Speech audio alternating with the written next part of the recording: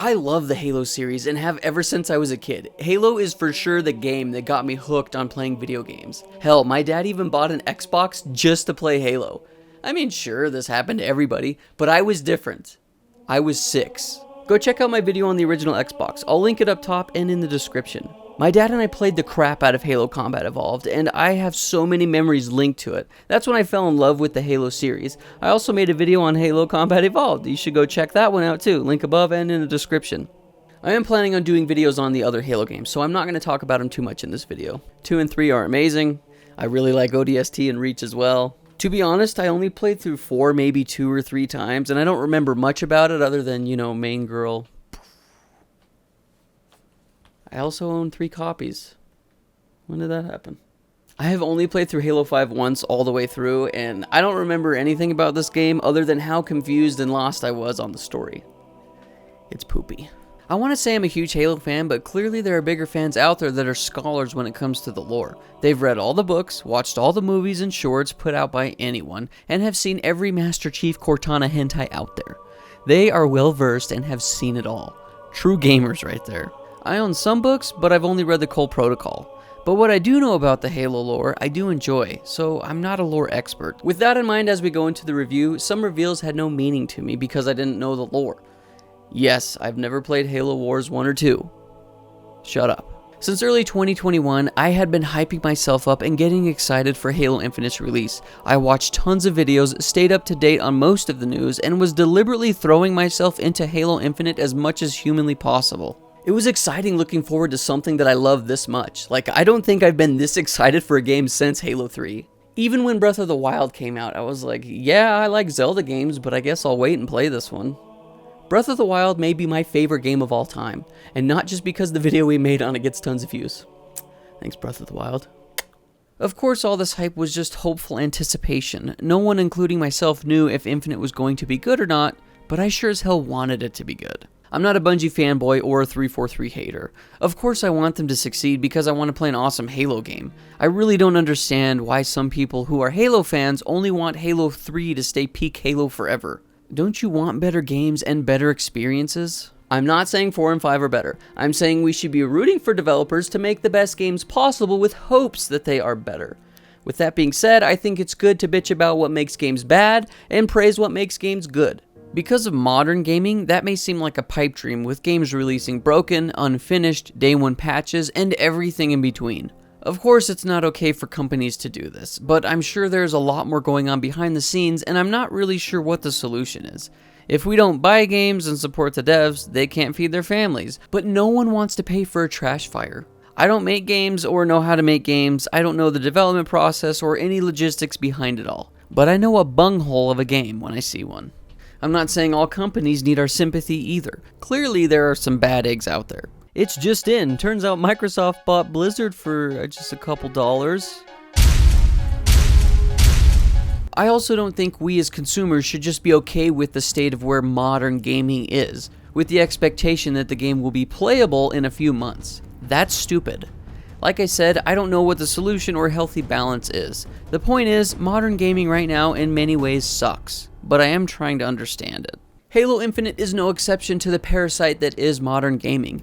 Infinite has had a rough ride to get to this point. There were times where I would see news come out and I would think, yep, Halo's over. The game's never coming out, this is it. They released some gameplay and Craig was born. The game looked bad, and 343 made what I think was the best decision ever to delay it. A delayed game is eventually good, but a rushed game is forever bad. Thank you, Shigeru. I couldn't agree more. Delay the game and save your reputation. I think we can all learn from CD Projekt Red. Of course, every situation is different with budgets, investors, etc. But if you can delay the game, and need to delay it, do it. I feel like most consumers would rather wait for a better game to come out than get a broken game now, bitch about it because it's unplayable, and then have to wait for it to be fixed anyway. Maybe I'm just giving too much credit to the average consumer, but my opinion is right and everyone needs to have it, okay? Great, moving on. Reading about the development of Halo Infinite, it sounds like a hot mess to me. Lots of disagreements amongst the team, leading to what sounds like several different games being made at once instead of everyone focusing on the same goal. Also, along with 343 working on the game, they also had many other studios help, such as Skybox Labs, Spearsoft, The Coalition, Certain Infinity, and Atomahawk. They also brought back Joe Staten to work on the game, who became the head of creative on Halo Infinite. When I saw this back in 2020, I knew there was hope for Halo. Apparently he was the one that talked them into delaying the game, and honestly may have been Halo Infinite's saving grace. Thank you, Father Staten. The more gameplay and videos I saw as we got closer to the release date, I got even more excited. I pre-ordered the game a couple months prior and couldn't wait. Then a month before the campaign was set to release, they dropped the free-to-play multiplayer, and it is really freaking good. There's a big lack of content and plenty of issues with its armor customization, progression, and much more, but it's free to play Halo, and it's a lot of fun. Plus, it is actually playable. It's sad that I'm excited that it is playable, but that is the thing nowadays. I'll save my thoughts on the multiplayer for another video because there is a lot to unpack with it. On December 8th, Halo Infinite showed up early morning, and I felt like a kid again opening gifts on Christmas morning after a bearded fat stranger broke into my house. The game finally downloaded and I was ready to jump in. Of course I was worried going into this because these are the people that did Halo 5. I was hopeful, okay? Did the game live up to the hype I had created for myself? I am pleased to say, hell yeah it did. Don't worry, I will save all of the major spoilers towards the end of the video. So with that being said, let's dive into Halo Infinite's campaign and see what makes this game so amazing. Just one question. What if you miss? I won't. Halo Infinite first and foremost feels like classic Halo, which is a great thing, but it also feels modernized as well. The sprint debate is finally settled. Sprint all the time. I really like sprint. But I'm about to ruin it for you. Every time you sprint, you get these anime sprint lines flying by. I don't know how I feel about them, and I also can't unsee them. Jumping back into Master Chief's shoes after years is great, like putting on warm underwear after it came out of the dryer. You play as Chief the whole time too. None of this only play him for parts of the game crap. They still have kept the golden triangle of Halo intact with shooting, punching, and grenading. One of the best parts about Halo is the sandbox to play with, and Infinite has one of the best sandboxes in the Halo series, with lots of weapons to use. Most of the weapons feel good to use, and I never really found myself married to one single weapon. Even if you do get infatuated with one weapon, the game is cool with that and provides weapon refill boxes all over. Each box will have different ammo types, from kinetic, plasma, light, and shock, so you can keep using that plasma pistol, you poor sad strange person. The two weapons that I thought were awful were the plasma pistol and the disruptor. They aren't great. The Chief's punches do more damage than these weapons. There's lots of familiarity throughout the game, especially when it comes to weapons, plus the assault rifle does good mid-range and doesn't feel like a BB gun using it. This is probably my favorite Halo assault rifle yet. Bloom is back too, but I'm cool with it. It makes it easier to control your bullets and prevent you from Halo 1 pistoling on gamers. Honestly, the Bloom feels fine, and I've always been a fan of Bloom in shooters when done right. I'd rather have an accuracy indicator than just the normal Halo 1 no Bloom spray everywhere. You can scan areas to see what important items there are, from weapons, grenades, and fusion coils lying around. You will be scanning lots, almost spamming it at times, especially when you start really looking for collectibles. The game has fusion coils everywhere for you to shoot or pick up and throw at enemies, which is always satisfying and makes for really badass moments. The grapple hook is one of the greatest things added to Halo and needs to be in Halo from here on out.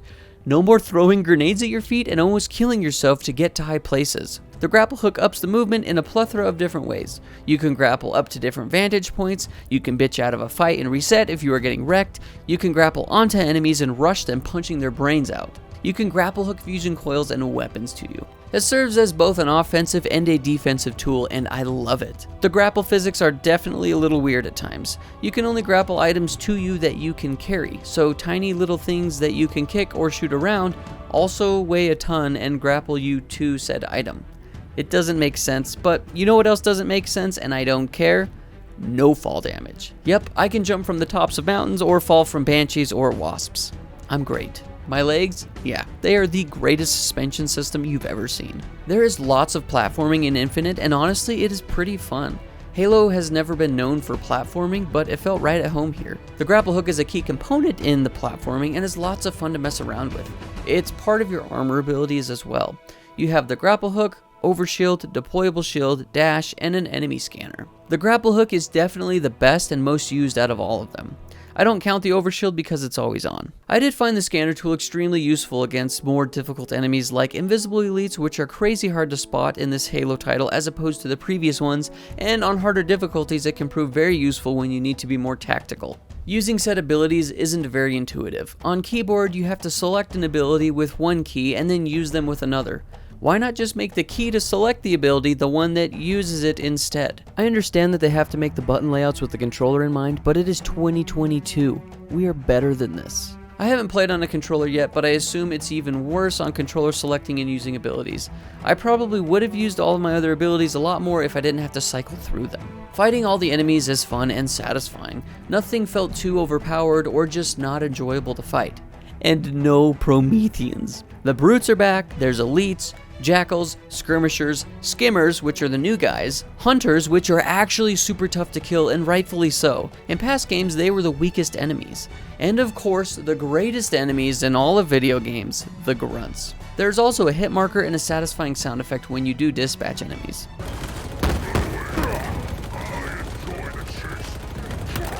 Each of the Banished, which is what they call themselves, acts and fight differently with lots of banter. Listening to the enemies talk to each other and you is always an experience.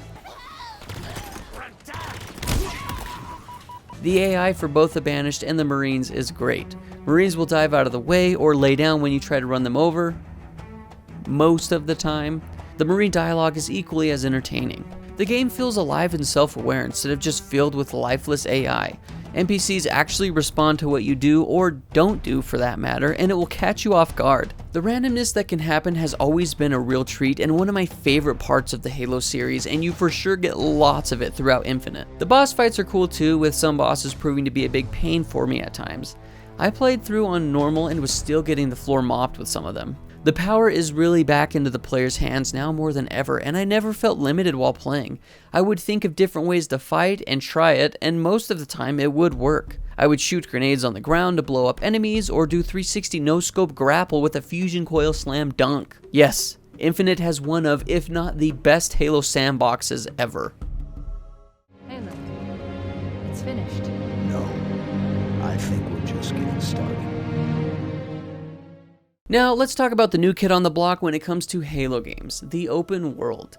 Now, it's not like Halo hasn't dipped its toes in the vast ocean of open world, because they have had minor open world sections in recent games, but there has been a lot of criticism revolving around the open worldness, and if it's even an open world. I have been a fan of open world games for a very long time, and for those of you who watch this channel know that exploring in video games is one of my favorite things to do. So when I heard an open world Halo game, that spoke to my soul. As far as, is this an open world game? Most people say no. It's an open world like, even Joe Staten himself said it isn't an open world game. Is Halo Infinite open world? No, Halo Infinite is the most expansive, wide open Halo game that we've ever made. If that's the case, I don't fully understand what an open world game is. Sure, you can't progress the story any which way you want, you have to do it all in order, but lots of games are that way. In Halo, pretty much anywhere I can see, I can go to, as long as it's on the map.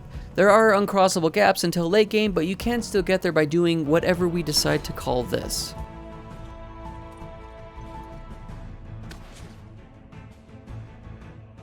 I would consider this an open world game. If I can go wherever I want, whenever I want, that's pretty open to me. I guess the big thing is that Halo Infinite's story only progresses one way, so I get it. But honestly, most open world games have a linear main story.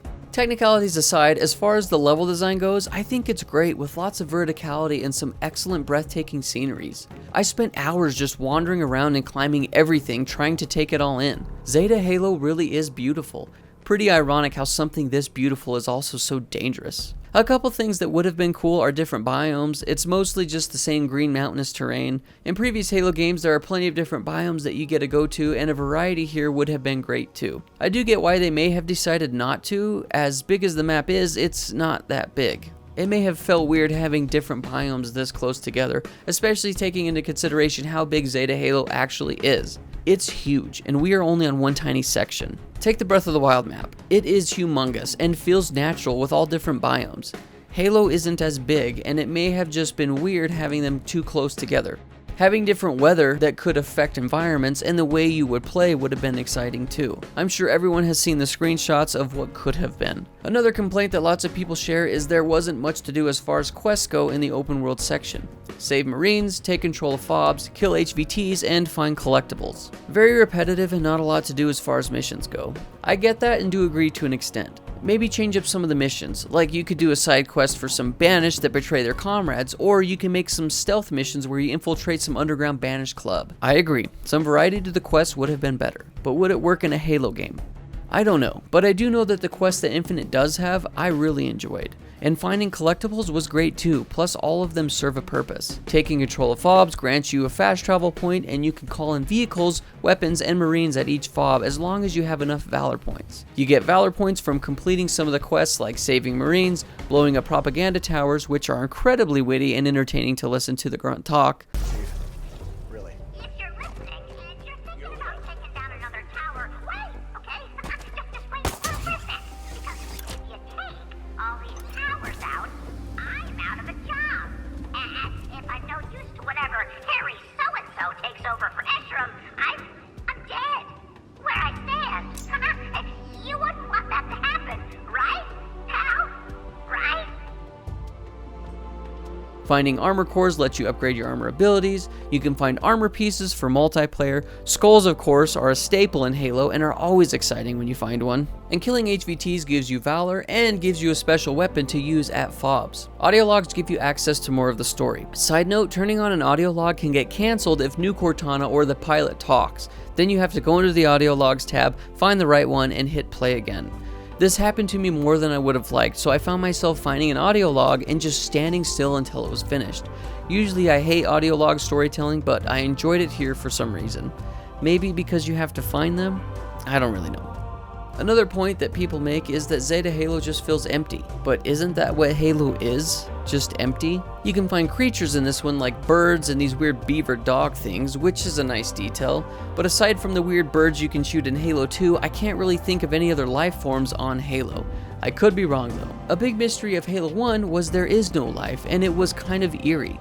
Spoiler alert, there isn't much life on Zeta Halo either. There may have not been much as far as objectives go, but there are tons of Easter eggs and things scattered on Zeta Halo that made exploring a blast for me. With the grapple hook, I would try climbing everything, and there were points where I would climb something, and when I got to the top, music would play and reward me for exploring.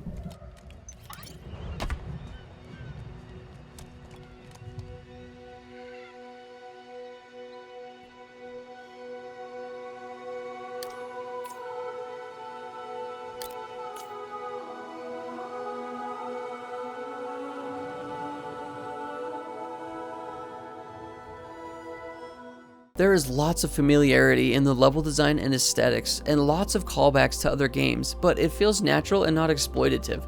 The music is awesome and the sound design is great. There's even this little Zelda sound effect when you solve a puzzle.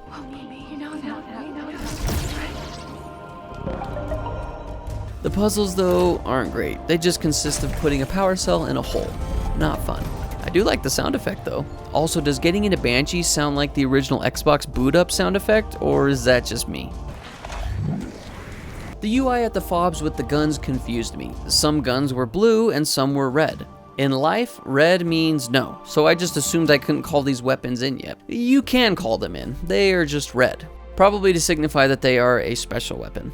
You could call in vehicles at the fobs, but the terrain wasn't conducive to vehicles. I would always flip or get stuck, so I usually found myself jumping out and just grappling everywhere. Driving the Scorpion was awful for me. I know, driving on mouse and keyboard is a terrible idea, but my friends who played on controller also said the Scorpion was just bad. The Wasp is great and probably what you're going to use most of the time once you get it to get around and also look for secrets. The map wasn't my favorite. If I move my cursor to read the name of an icon, it moves the entire screen. Some icons are hard to tell if you've completed it or not because they are both gray.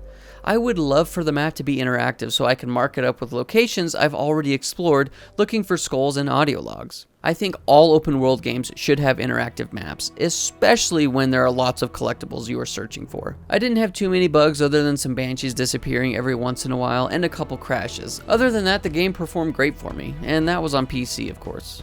Let's also talk about the linear story missions. Yes, they are all just copy-paste, walk down Forerunner hallways and kill enemies and find power cells. Aesthetically, they look great, but I did find towards the end of the game feeling like they dragged on. Maybe 343 was relying too much on the story to carry these parts, and it worked sometimes, but not always. Another complaint that I have, which 343 has said that they are going to fix it in the future, is you cannot replay story missions.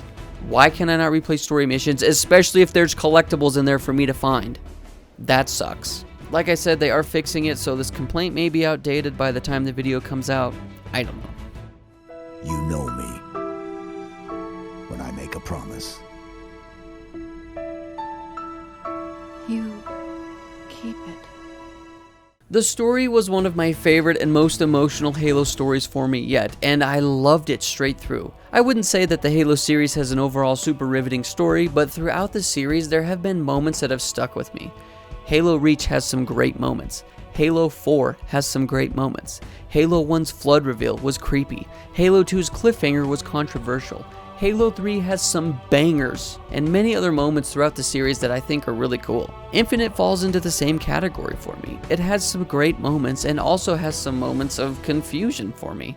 Like I previously mentioned, I don't know all of the Halo lore other than just what's in the main entries. Cortana gets booped in number 4 and comes back in 5 and undoes all the tears shed by gamers across the world, spitting in all of our faces. This is still one of my biggest pet peeves in storytelling, is when you have an emotional death of a character only to say, haha, you baby back bitch, we got you. So Infinite got the nasty ass hand-me-downs with shit stains on them, but still had to go on a hot date, and totally pulled it off. Halo 5 is a mess, and Infinite still needed to clear out the diarrhea Dookie left behind. Now, here is the spoiler warning for Infinite's story, so skip ahead to the timestamp.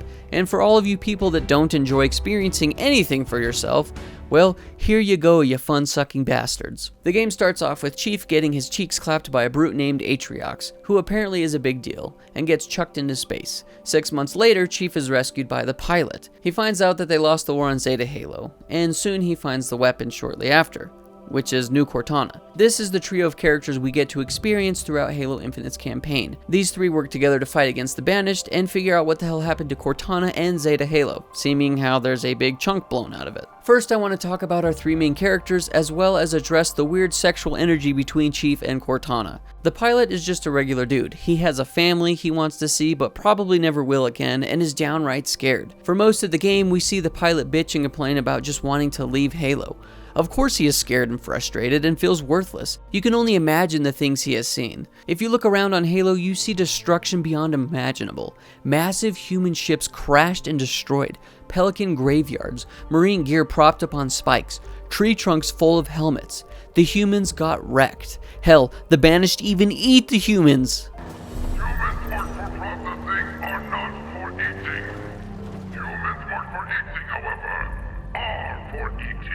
To top it all off, he isn't even a Marine. He worked in engineering and was considered a civilian contractor.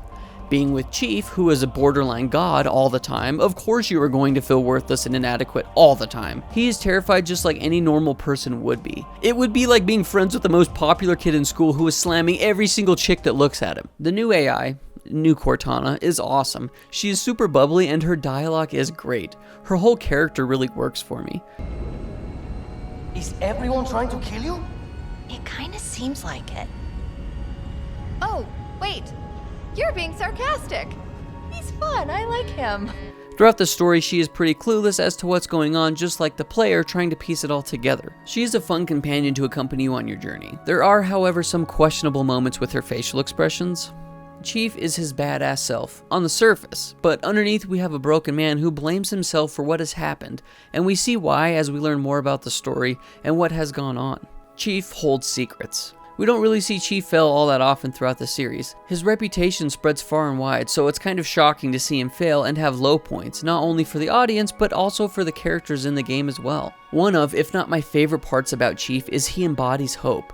No matter how much crap goes down, Chief somehow always gets back up and keeps trying and believing he can succeed. Maybe it's a part of his programming, or maybe it's just who he is. I don't know about you, but seeing a mess like this wouldn't exactly inspire me to take on an entire army by myself. Give the Chief a pistol with one magazine and he will have a heyday. There are lots of callbacks and voice quips to previous games, but they all are fitting and don't feel out of place. Still, my favorite part about the story is seeing the relationship between the three grow, especially Chief and the weapons. Chief inspires the pilot to not give up hope and show him that he plays an important role in this insurmountable mission. Chief and the weapons relationship is top tier for me. This is where lots of people can get taken out of the story, and I'm going to have to spoil a big part of it to make my point. So for all of you little spoiler whores that just love spoiling yourself on things, even after I said skip ahead, you're a bastard and you're welcome.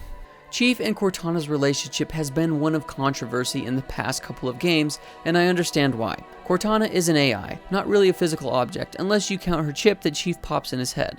Lots of people get pulled out because of the weird love relationship. While I get it, I'm going to try and sell you on how this can work. Think about being with an AI, let alone a sexy one at that, for years, going on dangerous missions and saving the world and each other on many different occasions. Just you and her alone, with each other almost all of the time.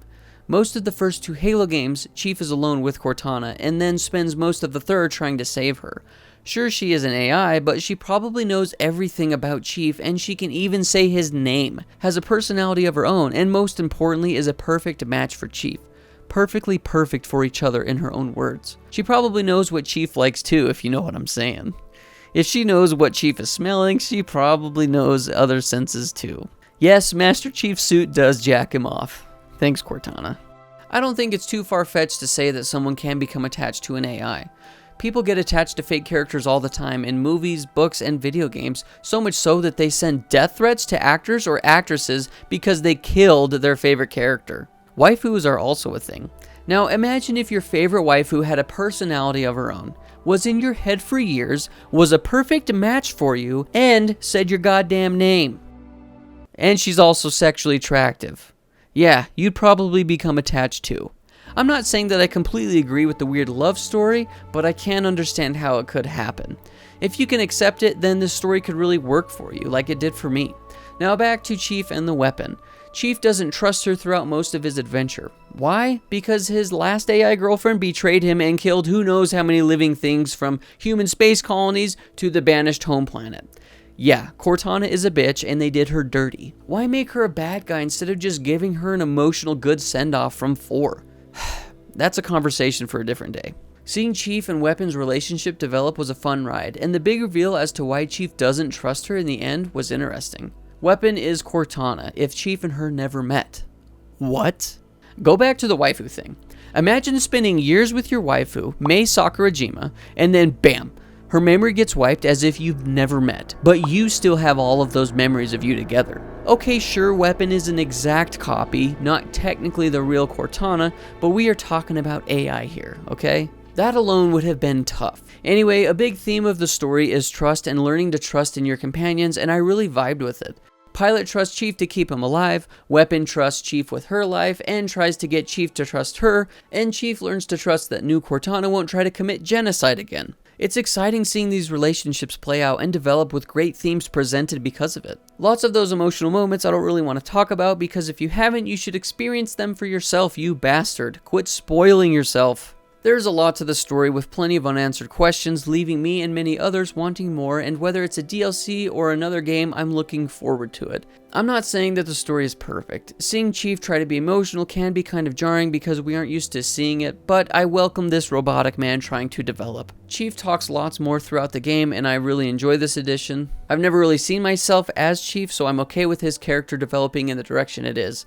I don't think this story will work for everybody, and that's okay. That's why there are plenty of stories out there for everyone. Overall, I absolutely loved the crap out of Halo Infinite. The story kept me engaged, asking questions and wanting more even during the slower bits, and hit me with some emotional bombs. I liked it. The gameplay really is where Infinite shines. I had so much fun fighting, blowing stuff up, hijacking banshees, and climbing everything in sight, and just exploring the beautiful world of Zeta Halo. I do have my issues with the game, but those are minuscule in comparison to the good parts Halo Infinite has to offer. 343 also has done so much extra stuff too. There is a Spotify series about memories of a soldier that I enjoyed. It's a small series you can binge quick on Spotify, and I recommend it. There are also some familiar voices you may recognize. There's a TV series coming out that hopefully doesn't suck butthole. Lots of the ads they made for Infinite were cool too. 343 knew how much was riding on Infinite, and seeing interviews with the devs and seeing how exhausted and nervous and relieved they are that the game is out and that people like it proves just that. Of course, everyone's good old buddy COVID probably had a lot to do with the development roller coaster Halo Infinite has gone through, and why the game didn't ship with all the things that make Halo Halo, like co-op campaign and Forge mode. Hopefully when COVID ends, we won't have to deal with modern gaming anymore, because modern gaming sucks, and nobody wants to buy a broken game with the hopes that it'll be playable in the future. It's better to delay the game than release a flaming dog turd pissing in the faces of your community. I do appreciate how transparent and open 343 has been, even with all the shit I'm sure they are still getting. You don't think it was heartbreaking for them when they had to announce that Halo Infinite wasn't going to ship with co-op campaign or Forge mode? Of course they want their game to ship with what makes Halo games so replayable. Honestly though, if the biggest thing that people are bitching about is a lack of content, that's not the worst thing. That means you got a good game on your hands that people really want to play. And Halo Infinite's campaign and multiplayer definitely leave a lot to be desired. Infinite's multiplayer definitely has its pros and cons, but I will save that for another video because there's so much more I could talk about with Halo Infinite, but this video's gone on long enough. You did it, 343. Not only did you make a great Halo game, you just made a damn good video game. Welcome back, Halo. The Return of the King.